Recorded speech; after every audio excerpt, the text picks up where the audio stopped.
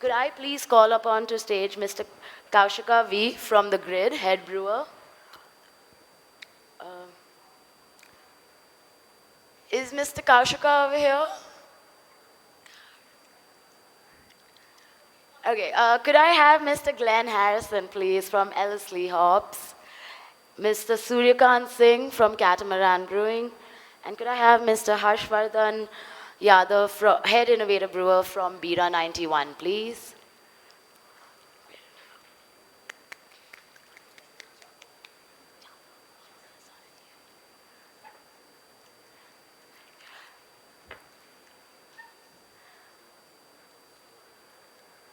Calling the head brewer from the Grid, who is my panelist. So to give you a brief overview of what this session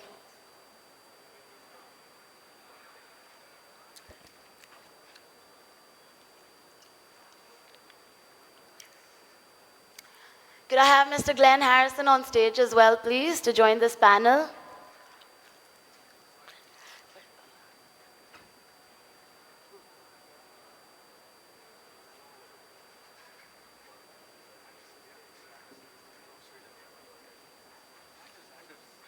Could I have Mr. Anders on stage, please?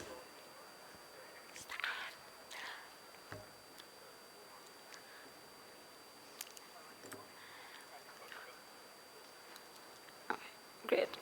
So we've designed this session to talk about the future of the kegging and the growler business in India. And I think with the onset or the lifting up of the pandemic, there has been an increase in growlers and keg taking away from breweries all across. So in this context, we have put together a session to examine the future of kegs and growlers and how they continue to grow in popularity and convenience, and what exactly people should be looking for. These are important questions that will shape the future of the Indian beer market and the role that kegs and growlers will play in it. So let's start off with the most basic one over here, is which states allow kegging and growler takeaway in this city? In India, rather.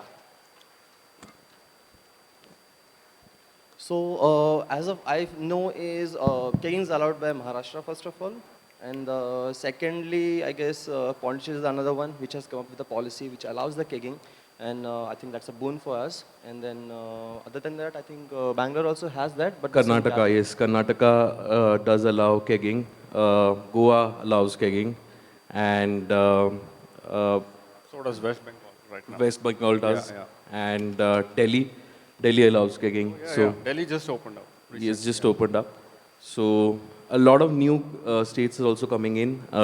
We recently got a news that AP is also gonna start allowing kegs. So new markets are opening up, and a lot of tier one, all the states actually are quite open to kegging nowadays. So it started off with Maharashtra, and then it spread across. So it was quite, pleasant for our ears when we heard like, oh, they're opening up kegging. So that's how everyone started talking about it, and we approached the excise department to start kegging. So that is how it started, and during the pandemic, all the growlers started.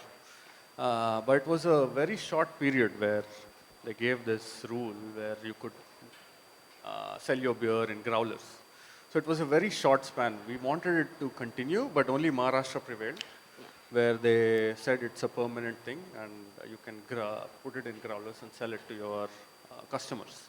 Unfortunately, it didn't last in Calcutta or West Bengal.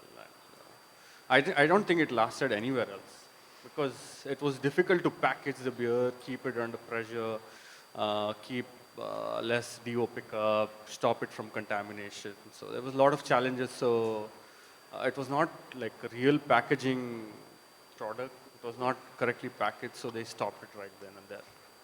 But I think it's still going on in Maharashtra. Only Maharashtra. Allowed. I think Karnataka also, for a very short amount of time, allowed it in COVID.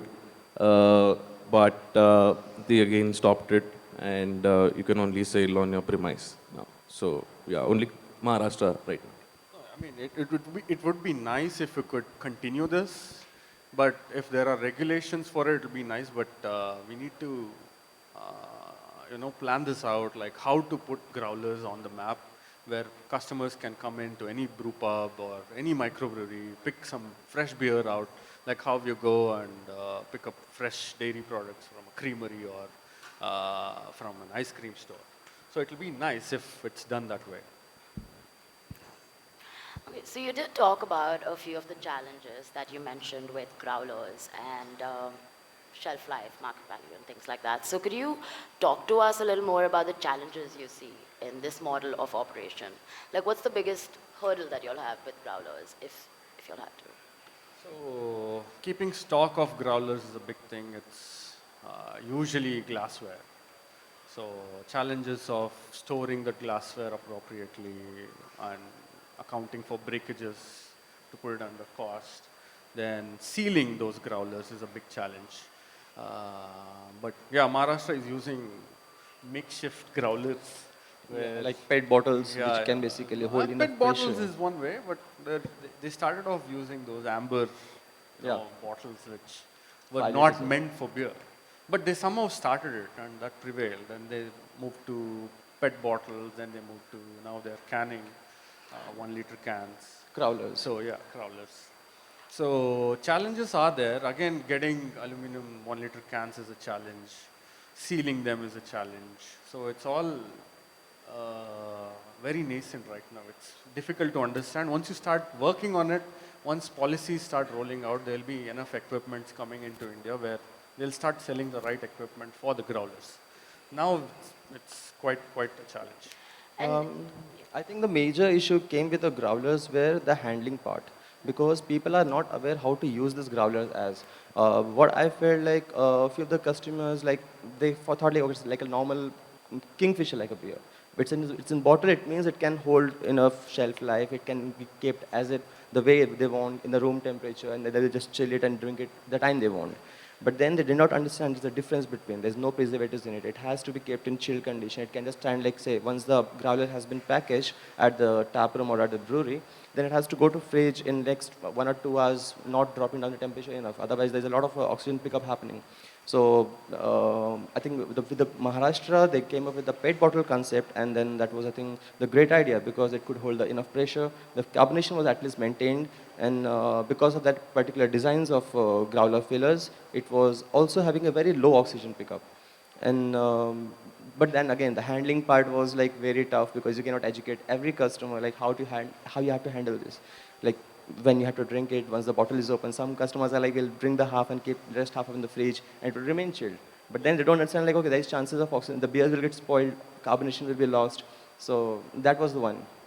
Yeah, I mean, it was usually 1 liter or 2 liters. Nobody were finishing the growlers. They were keeping it in the fridge thinking, oh, I can drink it later on. But yeah, it didn't lead that way. The beers tend to become flat, they pick up oxygen, the flavors change. So all this education was not there. Although it's now people are getting to understand like, oh, if I pick up a growler, I should have like 4 friends or I have to finish that 4 liters right now. So all this is slowly picking up. So it'll take a while, but the policies have to roll out. They have to support us this way, and then we'll have more beers coming out into the market.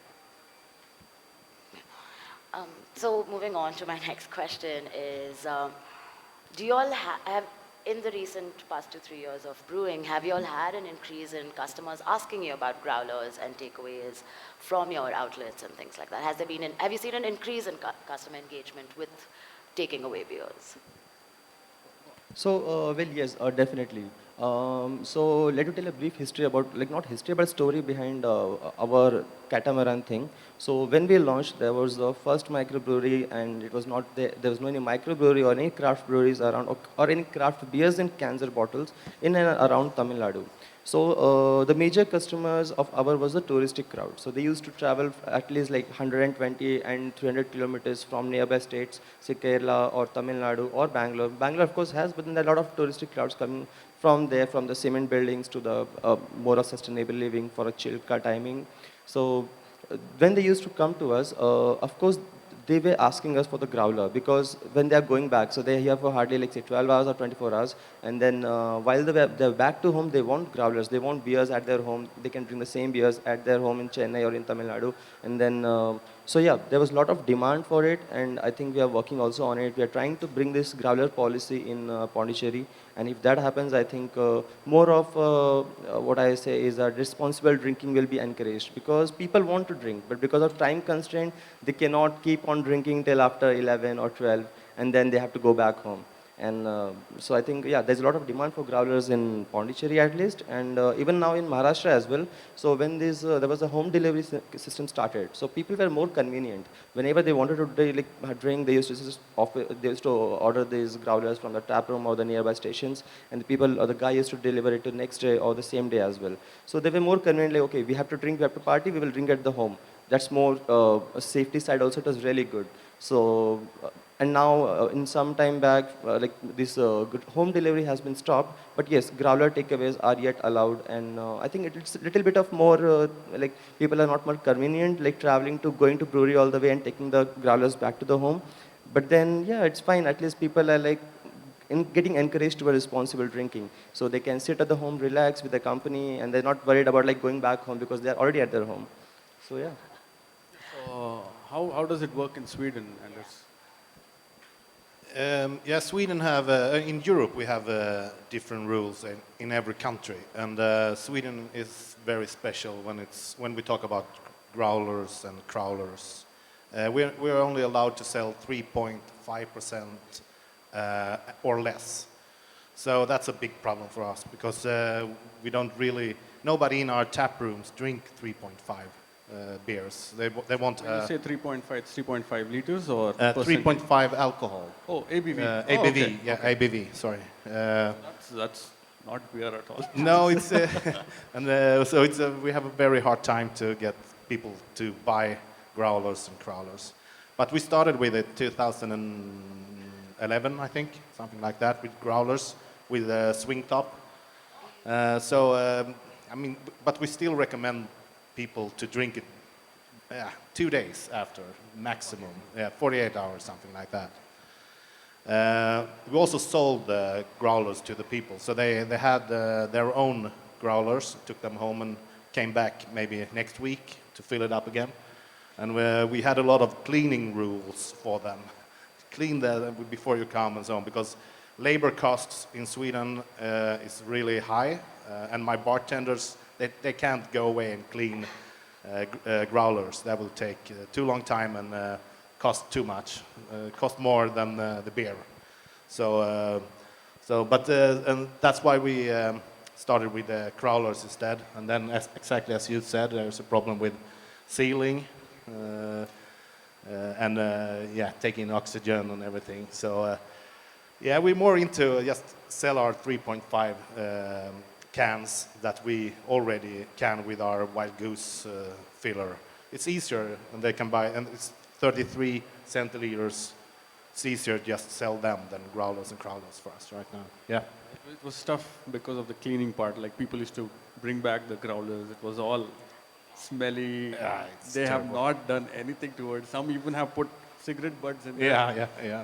Like, Happens. dude, how am I supposed to clean this? Yeah. So yeah, no matter what we do, you cannot get that hygiene factor back in shape. So it's usually landfill, or we send those growler back to the glass manufacturer. Yeah. And yeah, it was a little dicey with that part. Yeah, It but was our quite- biggest problem is the It was the ABV. biggest problem. Yeah. It's like because we had to have like growler cleaning station and Yeah. less of filling station. It was more focused on the cleaning Yeah. part. It's It like was tough. brewing. Yeah. It's cleaning. Much easier to fill, but cleaning and reusing it was really tough. Like very, very difficult. Yes. I do have a follow-up question on the ABV limit.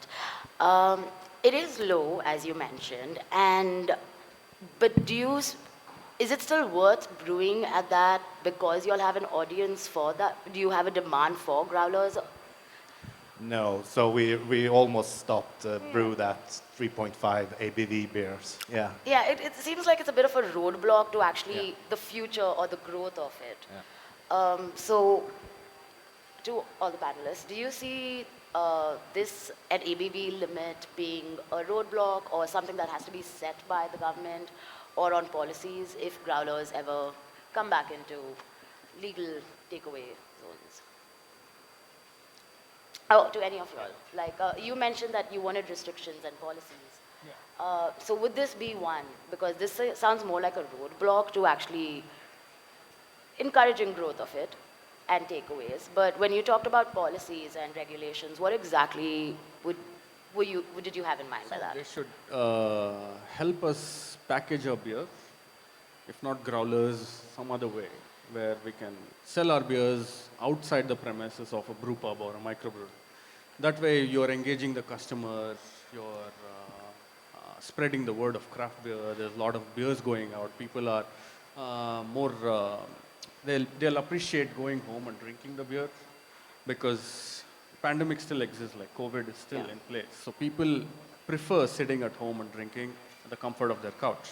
Because once the pandemic hit, people got used to sitting at the comfort of their couches, working from home, doing everything from home. So why not keep this, continue this, send our beers outside. Whatever customers are coming in, they're coming in and they want to continue this, packaging the beer and going home and talking about the beer. Like I had this experience in that brewery, taste this beer. So they will be more engaging. So that way it will help as a community to build. So there'll be more policies coming out. Once the policies start coming out, then people will understand, okay, how to regulate this, how to ensure there's consistency in the product, how to ensure there are policies according to this product. So only if they start will there be something happening, otherwise nothing's going to take it forward. That sounds like a bit of a gray area in terms when you said from selling out of the brewery. Wouldn't that just automatically move into your canning and bottling and onto your retail stores and liquor markets that are there? It could. I mean, it's not exactly a gray area because it's already existed in the US. But then again, you also need a certain amount of volume to deliver that, right? That's why companies like us exist, where we make cans and bottles, and in a commercial setup where we basically produce that amount of because I believe if we were to bottle and can beer from a microbrewery, it will be too less. The volume is gonna be too less. The whole supply chain, the whole logistics of how the whole thing works won't fall into place. Yeah. That's why you have bigger breweries, you have mid-sized breweries, which have that kind of systems, those canning lines, those bottling lines. And as we have all seen that the bigger breweries are getting into craft beer much more aggressively because understanding the need of the consumer that craft beer is the future and consumers need variety. And that's where commercial breweries come in. And I guess the question was like also yours that should that alcohol percentage should be a hurdle? Well, I say like no, it shouldn't be. It's because like see the growlers or the craft beers what are in the bottles, people have already paid the excise duty for that, and then just making a low alcoholic that's like 3.5% is really super less because people want to enjoy at the home. Enjoy it means also they want some alcoholic booze. So 3.5 is too less. At least like in some premises or some places it was fine, like say it's a like in a party or outdoor event, then it's okay, but then people are at the comfort of the home already, so I think alcohol shouldn't be a barrier for that. So yeah, I guess no, it shouldn't be that barrier. So now that we've talked a little bit about where we stand in terms of kegs and this thing, I do have an interesting question about what do you look at if you had to choose the perfect growler? Because I've seen a lot of shapes, a lot of colors, a lot of materials. And like you said, during COVID, a lot of people were selling out of the PET bottles. I do have a lot of those 1 liters at home. So what exactly are you looking at? Are you looking, because I've seen transparent, I've seen colors, I've seen darkers. but I'm assuming this all has an effect on the beer that you're selling and maybe the shelf life as well. So ideally, what would... See, I believe the most cost effective and the most sustainable one should be used because you can have the fanciest growler or a bottle and it could not be sustainable. It could be super expensive. We also saw that we had these, every brewery had a very fancy looking glass growler, but then it was worth 750, 800 rupees. And it's okay that it's a one time thing, but then the whole supply and demand and supply and delivering it, it's such a hassle that you take your growler with you, you fill it, you bring it back. People want convenience, and for convenience, I mean, the best one that I have seen recently is the 1 liter can, Absolutely. which can be Yeah, yeah. seamed at the tap room or a microbrewery, and it's also super sustainable as cans are the most sustainable packaging material that you can use. 1 liter cans is the way because you use it once and you discard it and it can be recycled again. But when it comes to the oddly shaped glass growlers, you can't clean it, you can't reuse it. Although we say you can reuse the growler, you can reuse only after cleaning it thoroughly. So if you don't know how to clean it thoroughly, it doesn't make any sense. Yeah, it does that. My growlers are now all planters at home. Everybody's growlers are all Yeah. They're into the gardens. So basically, they're like one of the best I found was the kegs, the 5 liter kegs which came through Kegworks. So that was a super best way. I think it could be packaged and could be maintained ideally. It can be kept in fridge, dispensed, and it can be like so. Even though you have not finished your can, it can remain in that and because the dispensing is through the CO2 loopholes. So that's fine. And then I think the next one came is Crowler, but I have seen some Crowlers taking an oxygen. So if your saving is not perfect, there are chances of oxygen pickup. And then glass bottles. People started using glass bottles growler with the crown cap. But then again, I have seen bottles again which has that issue. So the cheapest way was the PET bottles, which was very super easy to handle. I mean, like even you fall that bottle, it won't bust. And even though you have re-fermentation chances happening, the bottles can hold enough pressure. So the beers enough have like 3 bars of 3 volumes of carbon dioxide dissolved in the liquid, whereas it can hold up to 6 volumes, which means it is more convenient and more cheaper. Like it costs some at 12 rupees per bottle with the capping, which is fine. So I think PET bottles is a good one with a recyclable material, like it can be recycled or reused. That is a good way to go for. There are challenges with PET also. Like you mentioned, there are challenges with aluminum crowlers. There'll be a lot of oxygen pickup, but it's much easier to store in the fridge. It's any day easier to store in the fridge. So yeah, there's plus and minus for everything. Yeah, we have the same growlers that Geist have, the round, beautiful bottles, 2 liters. And for me, it's about advertisement. You know, in people's home, you have a beautiful bottle standing there on the best shelf in the whole room or apartment or house. So, my Malmö Brewing is there. For me, that's beautiful. So. That is quite true.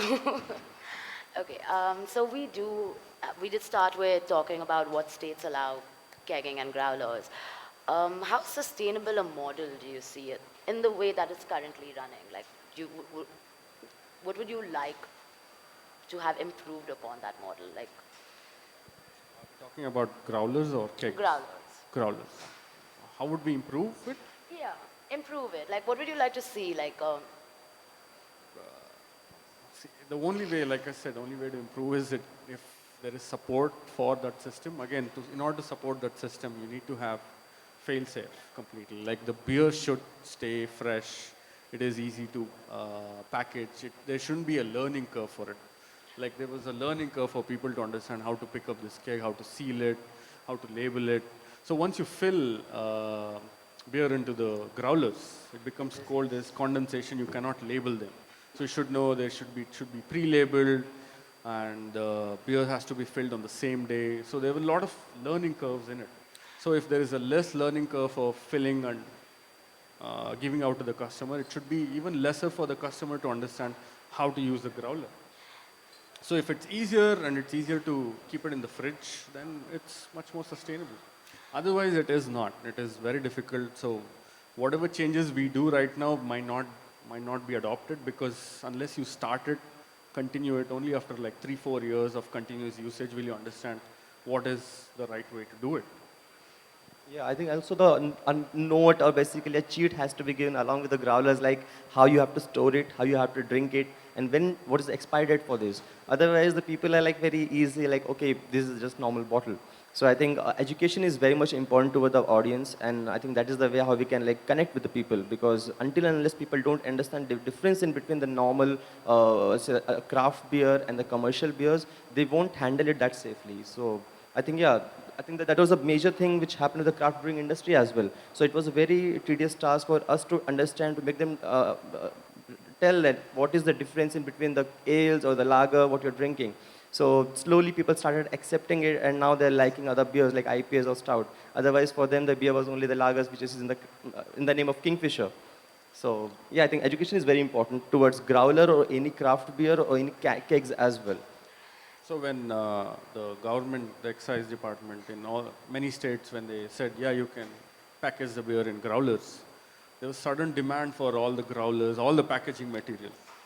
So none of us got a piece of it. Like so many breweries didn't get a piece of it because they were charging abundant amounts for the growlers, for just a cap, for sealing it. So it was difficult. Like, should I keep my overheads on just packaging, or should I worry about, selling out all the beer, what was left, so that I can, give salaries for my employees? So it was a bit of a challenge then. So if they have to launch it, they have to, say like, okay, you can package it in this material. Why? Or they should have a panel like this and discuss amongst us, and then make a policy which is helpful for them and helpful for us. So that's the only way to make it forward. Yeah, and I think also when the growlers started in like year after the COVID just started getting low. So we were at the time in the Pune. I was in the Pune with Dilali. So that time started doing the R&D on how the beers in terms of comparison between the PET bottles or in the glass bottles, which are swing with the flip top cap. So we were doing a lot of research on it. So I think, and then a lot of policies in Karnataka came down. So I think if the policy was yet there in the Karnataka, and people would have started working on increasing the shelf life or the storage facility for the bottles or the growlers, I think people would have taken more participation. So right now there's only Maharashtra, and there's only one company who's manufacturing this specially craft beer growler bottles with the embossed on it, on the PET bottle itself. So I think, yeah, more time it will take for in terms of an R&D. So if it happens, then I think it will be a really good idea for a craft beer to get packaged and into the shelves. I think also how the growler station policy came up. So if more acceptation, people can take it, like the excise can take it. So I think it can be also brought to the normal shelf of a beer where the other beers are sold. And more R&D will happen on that time, like in terms of quality beers, maintaining the ideal craft beer, increasing the shelf life basically in the growlers. So from everything that we've spoken about, I am concluding that it's the audience that you have for a growler is going to be either an enthusiast or someone who really knows or loves beer. It's not going to be a mass, general No, mass. it cannot be. Yeah, yeah. Right? And local. But do you see Local, it growing? Do you see it growing? I mean, we have seen this industry grow in the past 5 years, When definitely. we started the growler, filling it growlers, there was like massive rush outside the brew pub.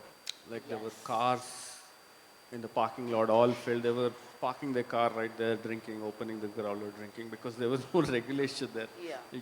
You are not supposed to drink inside the pub. It's not like you have not mentioned you cannot drink can drink outside the pub. So they were bringing their own snacks. They were opening up the growlers, cracking it open. It's like Karo Pour, bars. enjoy. Yeah, yeah. So I'm sure it's a niche segment. I'm sure there is a lot of scope for it. But how to take it forward is still a little dicey, because now the excise intervened, the police intervened, then the neighbors intervened, saying, "Hey, how can people, be on the street drinking? It's not possible." So again, like I said, there's a learning curve. So we have to educate the customer, like, "Hey, don't drink outside. Go home, drink at the comfort of your home. Don't crack it open right in front of us and, put us out of business." So it was fun initially, then it became really, really tough because we had to handle customers. They were drunk, they were, arguing with the police. So it was a lot of things, and they were, cranking up the volume of the cars. Obviously, it was nuisance for the neighbors. So I would say like, yes, we would want to sell our beer, but not at the cost of someone else's comfort. So the customers also have to understand like, hey, if I buy any beer or any alcohol from a retail store doesn't mean I crack it open outside a retail store and start drinking right away, because you're not allowed to. So we cannot educate those basic things to the customer. So they have to understand, yeah, this is a niche segment. I would want to enjoy their product, but not put them out of business. So it was a big, big learning curve. And obviously, all these things, the excise department saw, the fire, the police department saw, like, no, this is a nuisance. This cannot continue further. So they have to bring in regulations and not just say, no, we'll stop this. So obviously there is a learning curve. We have to understand how to take it forward. But now see where Maharashtra is. There are tap rooms where they're filling and taking it home. There are people who are swigging it, or there is an app for getting the beer to their place at the comfort of their place. So that is what the future is. And that is how all the states should adopt, and not just say, no, let's not have it. Because it's a small segment and it's not going to affect any retail sales at all. And I think firstly when it started during the COVID phase, the growlers had a lot of demand, and it started slowing down now. I think there's like, for example, like there was like 20% sales in the growlers during the COVID time. Now it had come down to somewhere around like 7 or 8% maybe. So yeah, it has slowed down of course, but then there is some group of people who are really wanted to enjoy these growlers at their home. But I think that's where then the kegging comes into role. Like people want to, the major difference why the audience changed was because there was a time people could not go out. So that is why the growler had a demand. But now when the things have opened up, people want to drink the beers in the premises, whether say tap room or a brewery with that ambience, because they want to change. Because they are doing everything from 24 hours they're in the house, like say, everything, like eating, sleeping, doing all the things. And then, so yeah, I think the tap room or the brewery has that vibe, and people, that's why they come to that place and drink. They go to resto bars to drink beers. So yeah, I think that's where the kegging things come into role. So where microbreweries have this kegging policy, they can spread around, they can put up the growler station, not the growler, sorry, tap room basically, and they can sell the beer and reach the major other audience, because installing a brewery is not very feasible or not economical. So I think, yeah, the kegging is what I think it's a good future, because what we see in Pune. So there are like comparatively Bangalore, we have a lesser breweries in Pune, but we have a lot of audience who likes to drink. So there are a lot of tap rooms in around Bangalore, in around Mumbai, because the land cost is very high. So people cannot install a brewery very easily. So usually they turn it towards MIDC area where they produce their beers and then they keg it and bring it to the nearby audience where people can reach easily. So yeah, I think the kegging is the another future. I think we can focus on it, and in the all the states of India, I think that would be a good one. Growlers, it's fine. People will take it slowly. It has a future yet, but not now. So budding, there's growth, and a lot of research development from both ends and everything to make this possible. So on that note, I'm going to conclude with this panel, and thank you so much for your time and being with us. Could I call Anita Ragnath on stage to give out some souvenirs? So, I'm so sorry. Before that, do we have any questions from the audience? Yes, okay. Sorry.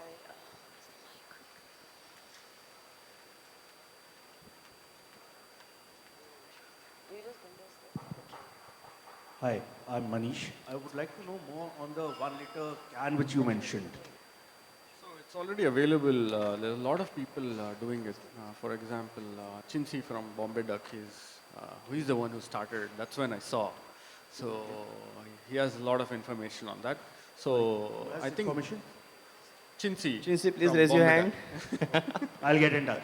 Thank you so much. So it's available online. There's a stall here somewhere who's selling I'll take a 1 liter look. cans. Thank you so much. Also, yeah, no problem. Yeah, there's a Brew Nation who supplies this steaming growler machine basically.